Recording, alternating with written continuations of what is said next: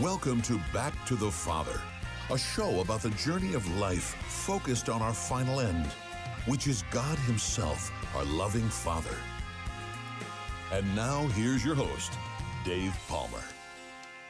Well, hi, everybody, and welcome to this week's edition of Back to the Father here on the Guadalupe Radio Network social media platforms. This is a program where we talk specifically about topics related to the Summa Theologica, and we're glad you're with us. We're kind of like the friend that just kind of pops in every now and then, not entirely predictable.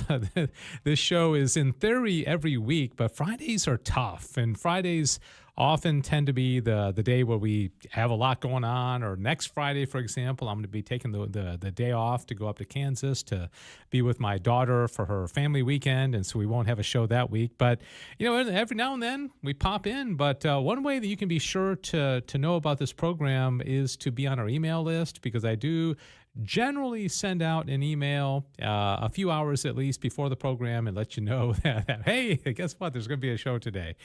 Sissel Anderson is on the other side of the glass there. She's running the board, and she has been part of this show from the very beginning, and appreciate her. I like to kind of bounce things off of her. And so let's see, as far as things going on within the GRN, we had a show the other day about, by the way, Sissel, how are you? Nice to see you. I am doing well. It's great to see you too. I saw you waving. I was like, I turned the camera on so I could wave, so people are not like, who is Sissel? What is she doing? Does she exist actually? Is Dave just talking to himself? Yeah. All the things. I like, it's just, this camera I like, we've got this cool camera set up, and that interview I did with Mike Short the other day? Yeah. Because he was sitting right here and I was sitting there, and I guess the camera, because I kept looking over at him, I made a mistake. I should have been looking straight ahead, because the whole shot was like the side of my head, because I was always looking over at him. But I like this camera shot. Hopefully you do as well. And if you are out there in social media land and you're watching this program, let us know who you are and where you're watching, whether you're in the U.S., what state, maybe we've had international people that have watched before as well. And we're glad you're here. And sometimes we go an hour. I'm just guessing, just my gut feeling this time is might be about 30, 45 minutes for the show today, as long as it takes to get through the material. But by all means, if you have a comment, like our dear friend Joel, who says it's his favorite show. I think Joel is the only person in the world this is their favorite show. I don't know. I kind of like it personally. I was going to say, Dave, if you don't even say it's your favorite show, that's like really bad. Like, we have to. I know. I don't know. It's well, I like it a lot. Let's just say I like the subject matter, right? I'm not going to commit like Joel commits. All right, so what we're going to talk about today, and I love how you put this on the bottom here as far as the tag. And in Sissel's defense, typically I send her a tag and say, hey, here will be the title of the show. I didn't send her this one, but I kind of like what you did. You said Summa Theologica equals the priesthood. Question mark. Very particular. Which and so what is your thought behind that? Because it's like, is the Summa the priesthood or? I was just thinking now. Granted, I'm trying to think if there's a better way I could have done that. I did come up with it very last minute, but I was like, the idea is that because your description is talking about how does the Summa relate to the priesthood, and so I thought, well, okay, does the Summa then equate more priests or like that kind of thing like that. Okay, that was my very shortened version of that thought. No, I like it. I mean, it caught my attention. I bet we're going to get more views on this show just because of that tagline, which means I should give up doing taglines and just let Sissel do it. But the reason, and so as Sissel said, what I want to talk about today is the connection between the Summa Theologia and vocations to the priesthood. And what spurred this on is that I was asked a couple of months ago to speak this morning on September 19th to a local Serra group, the Serra group that meets at the University of Dallas. And so as I was thinking about, what am I going to talk about? Obviously, their whole purpose is to foster vocations. And I have great respect for the group. There are several chapters in Dallas, and I think a couple of chapters in the Fort Worth Diocese as well. And they do a number of things. They meet, they help funds, and they support, I think, financially, seminarians and that kind of thing. So it's a really great group, and I was delighted to be able to talk to them. But what I said to them was, the Serra Group has really helped me in my vocation as a husband and father, also my vocation as, the executive director of the Catholic radio station, and then also my vocation inside of the vocation, which is my teaching and studying of St. Thomas Aquinas and the Summa Theologica. And I don't know, I probably have told you this before, Cecil, but back in the late 90s, and I was living in Mississippi, and kind of a dead-end job. I was 31 years old. I was still single, and I was just a little restless. And my mom said, "Hey, why don't you move back to Dallas?" And, they got some great things going on. They got these groups of young people that are meeting. And so I did move back. And the group that I got involved in back then was called the Young Sirens. And I don't think the Young Sirens still exist. But back then, man, it was hopping. I mean, it's kind of probably, kind of like the groups that you're in right now, and I was a little bit older than you are now. Cecil's still in her 20s. So it was the Sirens that made such a big difference for me, because I was not in a very good place spiritually. But once I got into that group and met some really good people that were pursuing holiness, and also the Eucharist, when I was able on Wednesday nights to go over to St. Monica Parish and, sit before Jesus in the Eucharist, even if my reason for going there wasn't really for Jesus, it was more like I want to go out and have a drink afterwards, and maybe I'll make some friends, maybe meet some girls, or, that kind of thing. But I'll tell you, if you just sit with Jesus, it's going to make a difference. And so I started off my talk this morning just thanking them for the impact, because, as I mentioned, that group formed me. And being in adoration really made a big difference. And so when it was time for me to meet my future wife online, I don't think she would have, had given me the time of day if she had met me 3 years before, 2 years before. But I had been formed so well that I was, I think, a more eligible person for, marrying a good Catholic woman, right? And so I just got a text from her, in fact. What timing? Yeah, right. See, the text was, Patrick and I are going to take a nap, so don't call me. And I'm like, no, I'm not going to. That's love. Yeah, that's love. So, all right. So the Sirens helped me in that regard. I think it helped me with my personal vocation, certainly helped me in my professional vocation, because once I got in front of Jesus in the Eucharist, once I was able to make some new friends, learn about my faith, get excited about my faith. And boy, I'll tell you, it was, I just could not get enough. And I just wanted to learn and study and just find out every single thing the Catholic Church has to offer. And I eventually got into Catholic radio. And so again, I trace that back to the influence of the Sirens. And I remember one day picking up Humana Vitae and reading that encyclical by Pope Paul VI, and it had such a big impact on me. So I don't know if, Cecil, you have these kind of like watershed moments in your faith, if there were things like that, or going into a group, or reading a certain document. Is there anything like that? I mean, I know you're a convert, so it's a very different story for you, but anything like that? I mean, for me, getting involved in the Sirens and really doing adoration for the first time, and meeting people that took the faith seriously, that were young and fun and didn't mind going and have a beer afterwards. That was a game changer for me. Yeah, I think for me, I converted when I was 17, but there was still obviously, I don't know, I feel like we're always constantly like converting, continuing to grow in our faith and deepening. And honestly, it was when I was almost done with college, and I didn't really have a college group actually while I was in college. I was on my own with that. But I started helping with a teen discipleship group. And it was really through that I kind of was introduced to the concept of what a prayer life should look like. Because I think it was one of those things where I was like, I don't know, when people said that, do you pray every day? Do you have a prayer life? I was like, I don't know what you're talking about. Because it just, so many people are talking about like, oh, the Lord spoke to me. And I just didn't I was like, okay, how does that Yeah. happen?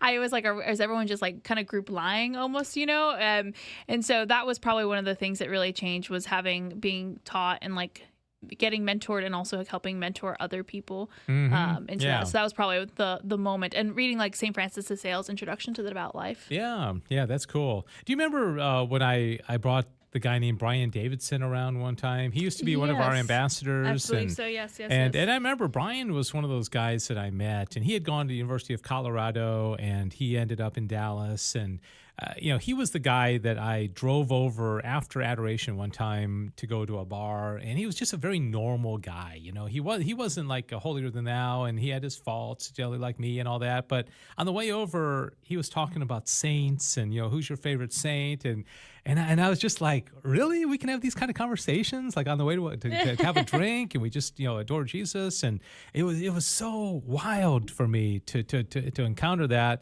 And again, that's I'm going into a lot more detail now than I did this morning in my talk, but that's why I really appreciated the Serrans, because that group is exactly what I needed in the summer of 1998, 27 years ago, when I was really coming in to my faith.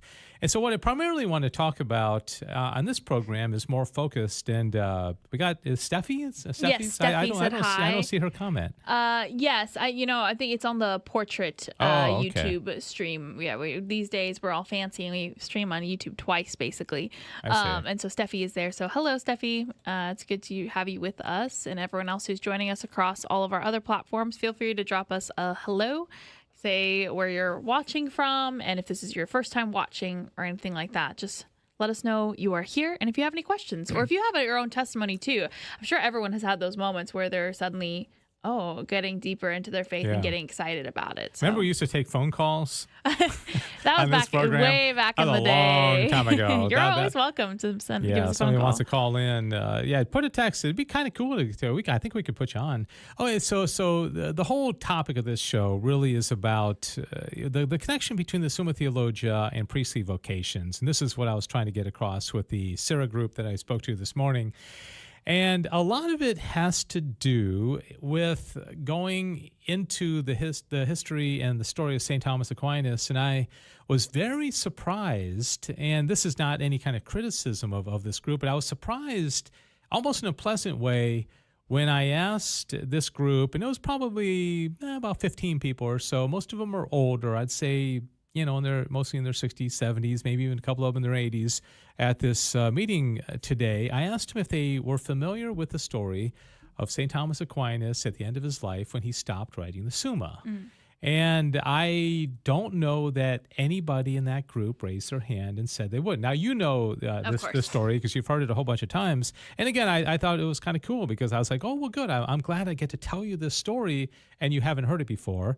And so I will ask the people who are watching out there in social media land right now if you have heard it, and let me know if you haven't heard about this, because I find it pretty fascinating, and it connects to this whole topic. It connects to priestly vocations. I promise you I'll bring this around, okay? So at the end of his life, and I find this the most bewildering thing, and it was at the end of his life, but he didn't know it was the end of his life. St. Thomas Aquinas is 49 years old, and I think even back then that wasn't, terribly old. He wasn't like, dying of old age or anything. So, significantly younger than I am right now. And he has already spent 10 years writing his Summa Theologia, which was his magnum opus. It really was, I think, what he had been building up to his entire life, writing a lot of commentaries on Scripture, commentaries on Aristotle's works, and just a whole lot of writing. And then finally he decides to write this magnum opus, and he stops. He just stops writing. And the reason he did was because he was celebrating Mass one morning, and he had a mystical experience with Jesus. And Jesus said, Thomas, you have written well of me. What would you like as your reward? And Thomas said, nothing but thee, my Lord. And from that moment, he told his scribe Reginald that he could not write any more of the Summa. And he said it was like straw. And I remember when I was reading through the Summa and I came across that part where he stopped writing, I was offended because this had meant so much to me, and everything that I'd read was so significant and so life-changing to me, and all of a sudden he's calling it straw.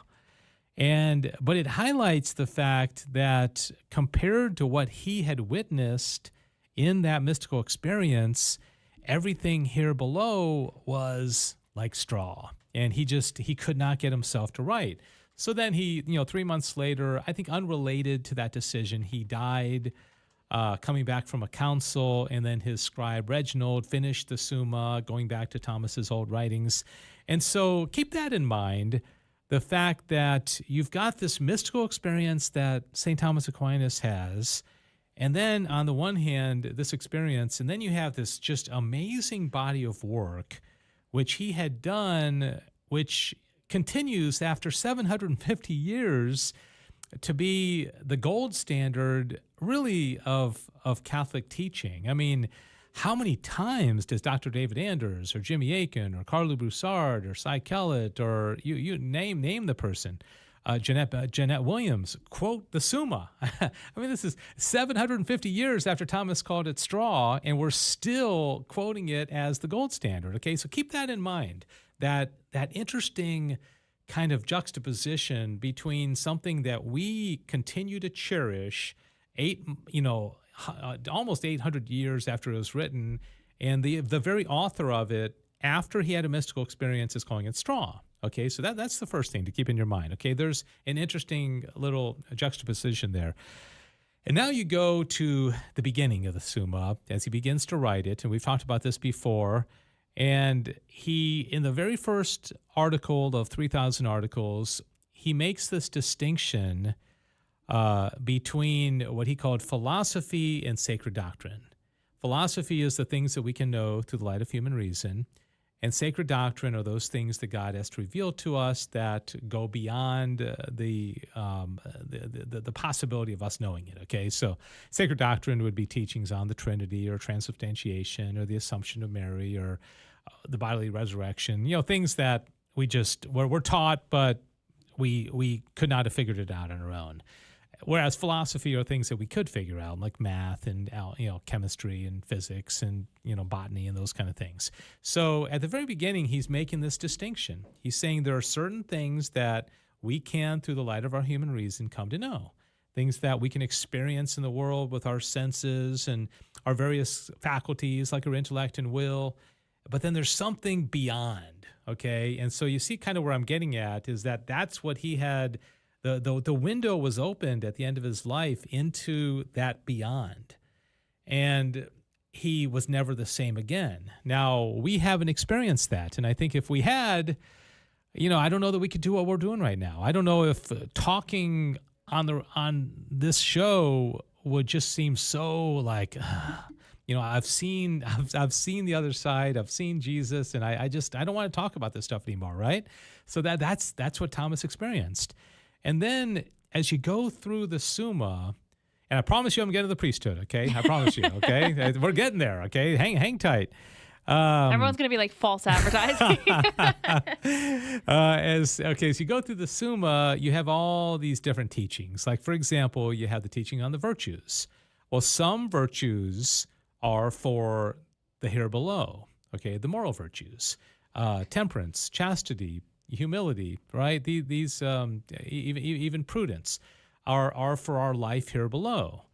Okay, so that's our experience here. Some virtues are for the realm of beyond us. Okay, the theological virtues, the object is God. They're infused. They're revealed to us, by God, faith, hope, and charity. You get into something like the law. You've got law like natural law. That's imprinted in us. We know this naturally, that there are some things that we should do and we shouldn't do. Human law, right, is laws that we construct. And then there's divine law. It's a law that points us to something beyond us. And so again, with all these teachings, the gifts of the Holy Spirit are supernatural. These are not things that we can earn. They're given to us as gifts, and they allow us to be amenable to the Holy Spirit, God himself, helping us in our walk. And so we're on this journey, and it's like divided between two different realms. Okay, up here, what Thomas saw, what's heaven, what's our goal, and then all these things that we're doing here down below.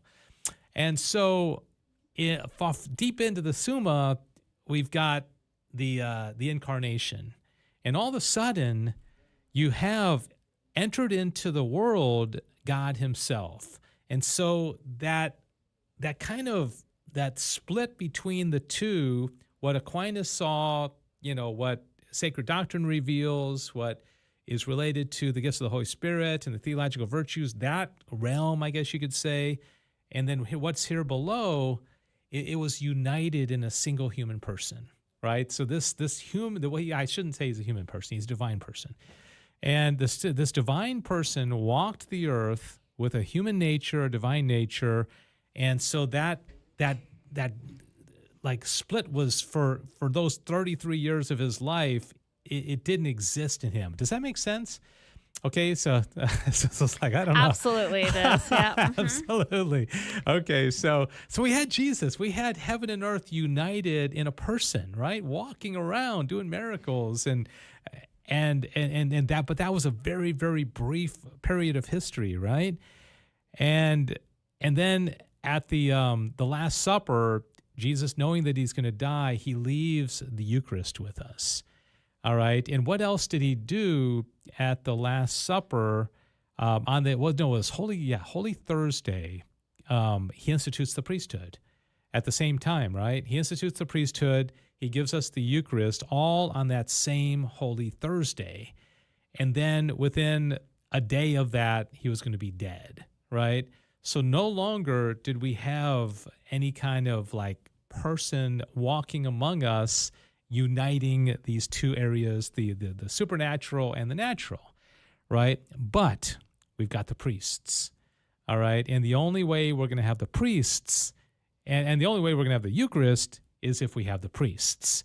And so that's why in this short way that I've kind of been explaining, the Summa is really about us coming to grips with the fact that we are hybrids, we are living in a natural world, but we are aspiring to get to something beyond, and even within ourselves, we are natural and spiritual. We are, we have spiritual souls. We're really, really fascinating creatures, all right? But we can't get there on our own. We have to have the help of God, and we have to have the grace of God. We have to have the supernatural gifts, the theological virtues, all these things that he provides us for us. And the priest is the closest thing that we have to Jesus. Okay, that's why they say in persona Christi, right?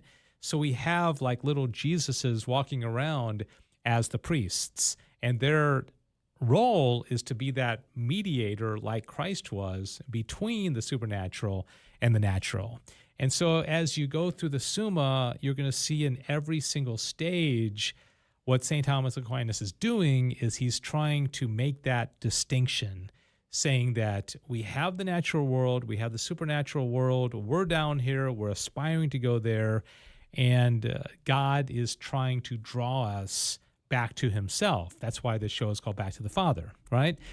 So I've talked a long time. I hope some of that made sense. And so are there any comments out there? Yeah, anybody saying anything? Yes, we have a few people to say hi to really quickly.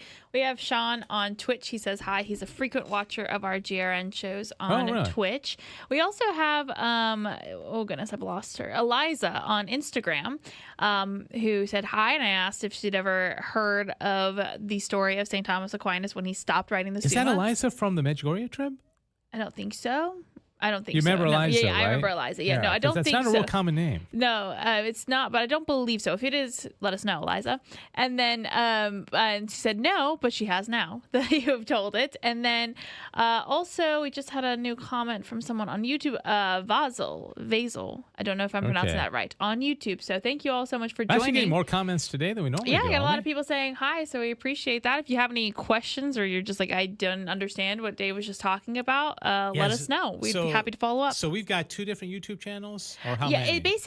we have one YouTube channel, but the way it works with the algorithm is we have one stream that is very good for if you're watching on your computer, on your desktop, and one stream that is in portrait mode that is good to watch on your phone. Oh, okay. So that's why there's 2 kind of like ways that people are commenting. Oh, I see. And it's so funny when we were doing that cruise program on Wednesday morning, Joe was running the board, and he made the comment about Sean, because Sean was on the air, and he said, "Sean, are you on Twitch?"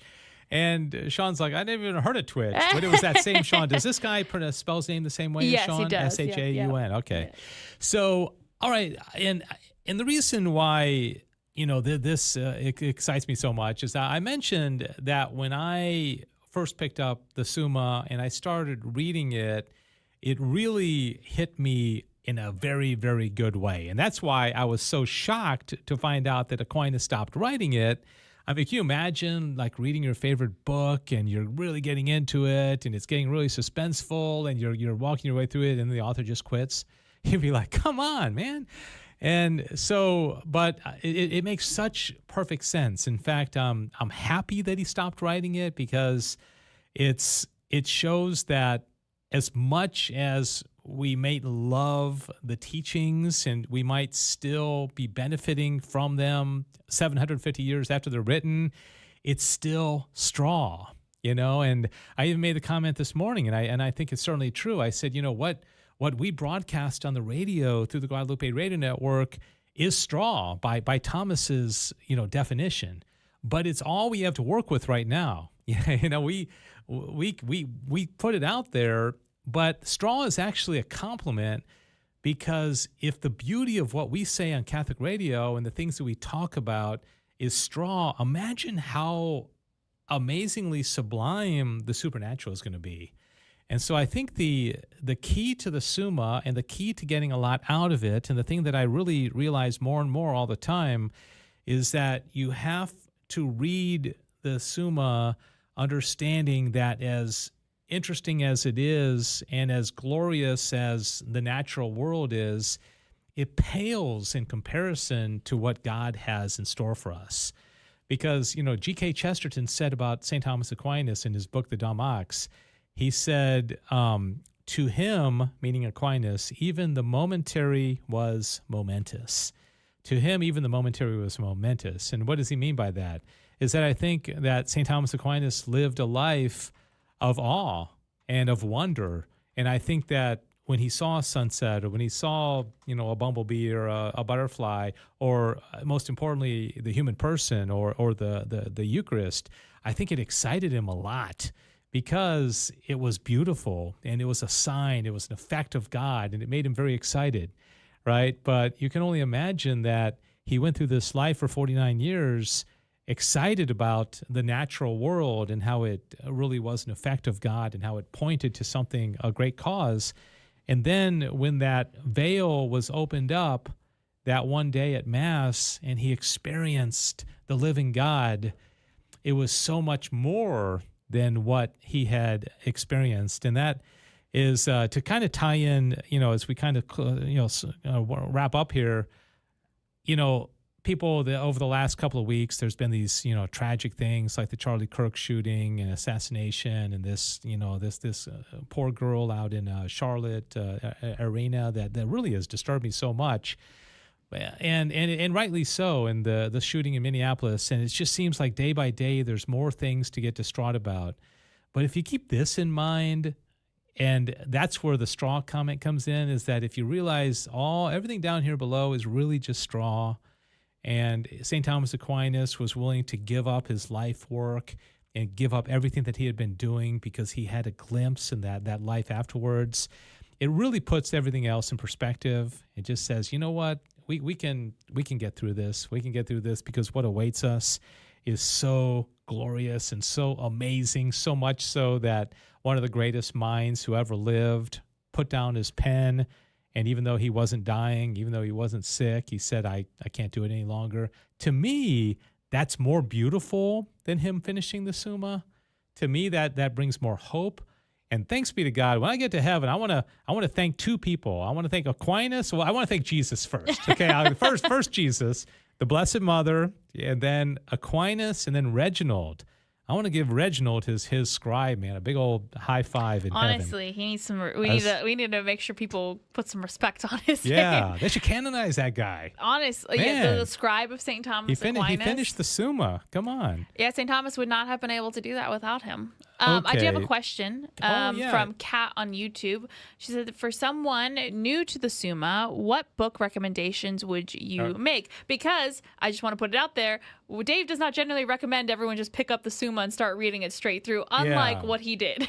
Yeah, and Kat, great question, and I will say, like Sissy was saying, I know a couple of people brighter than me, and and smarter than me that went and got the Summa, and it was kind of like, this just didn't hit me, So I don't know if the Summa in and of itself is going to hit you, but I wouldn't recommend you go out and spend $180 and get the Summa. It's a 5-volume set.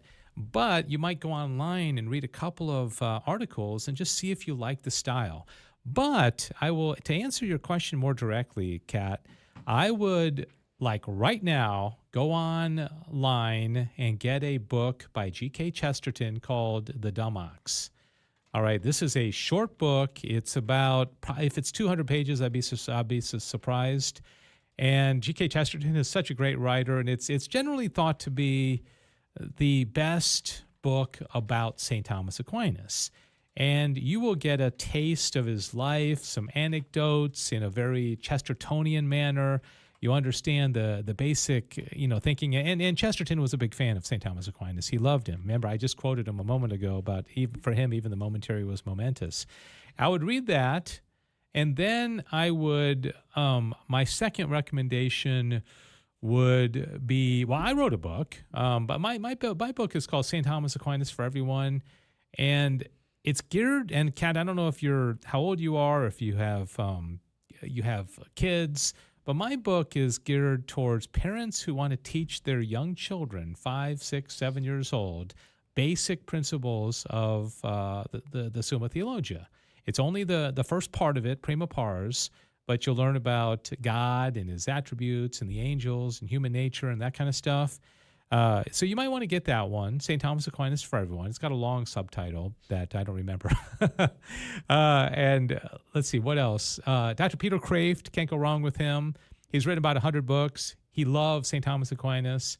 He has a book called The Summa of the Summa, where he puts an actual part of the Summa, and then he has a bunch of footnotes, and he explains it. And so that's a pretty good one as well. And then there are some more heady type of writers about the Summa, Jacques Maritain, and a guy named Gilson, Gilson. I can't even pronounce his name. He's French, but those guys are more kind of brainy. That if you really are getting into it and you want to get more of an academic type of approach to it, you can do that. All right. So, but that's my recommendation. And Kat, if you do get Chesterton's The Dumb Ox, let me know what you think, because I've read that a couple of times and I really enjoyed it very much. So any other comments? Jose on Facebook just said amen. And then Kat says thank you for those recommendations.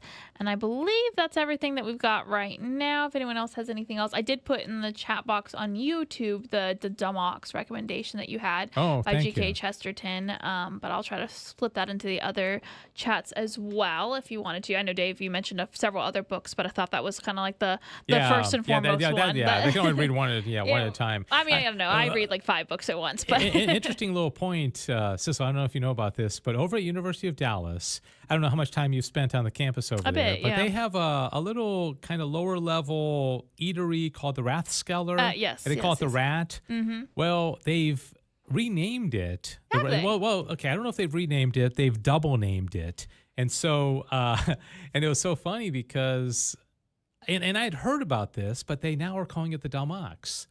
And so after my talk today, there was a gentleman, I don't want to say his name, but it was funny because he said, "Do you have a few minutes?" And I said, "Yeah, sure." And he said, "I want to take you across campus and show you something."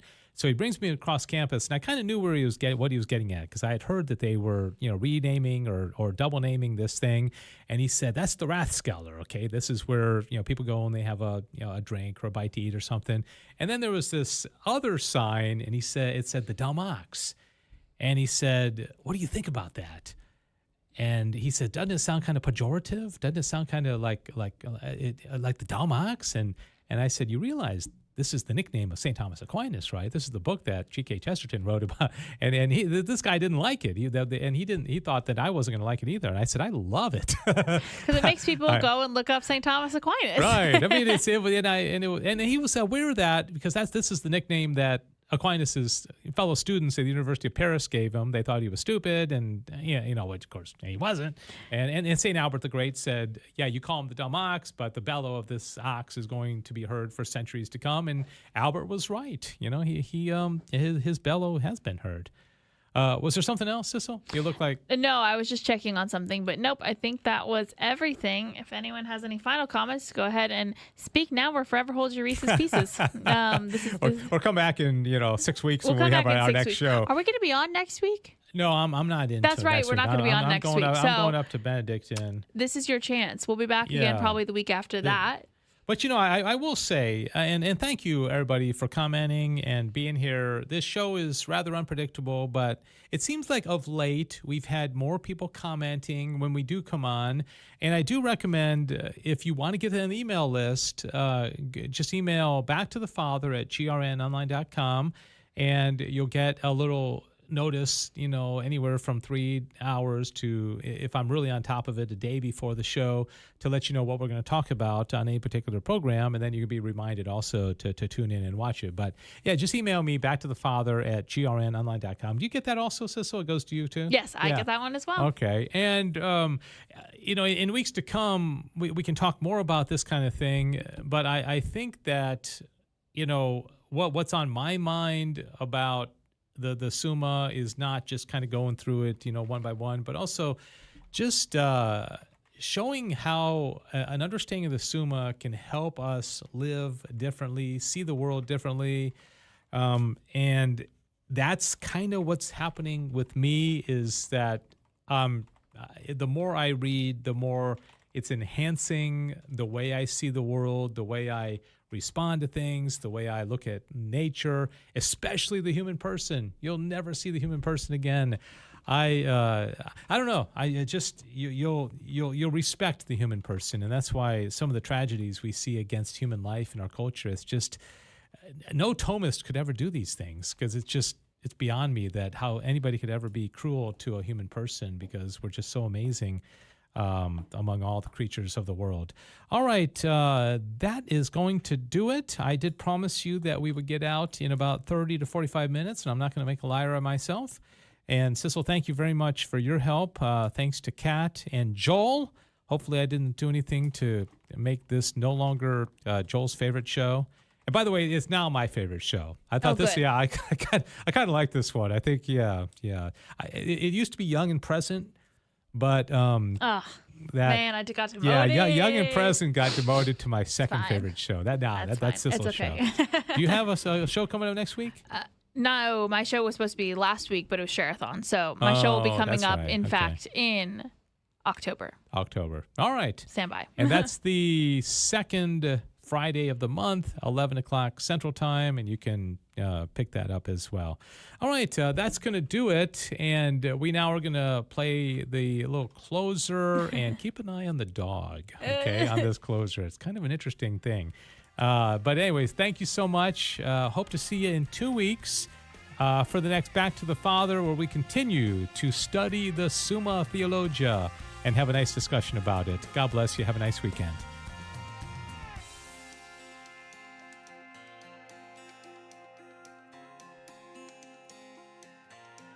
Thanks for joining us for Back to the Father.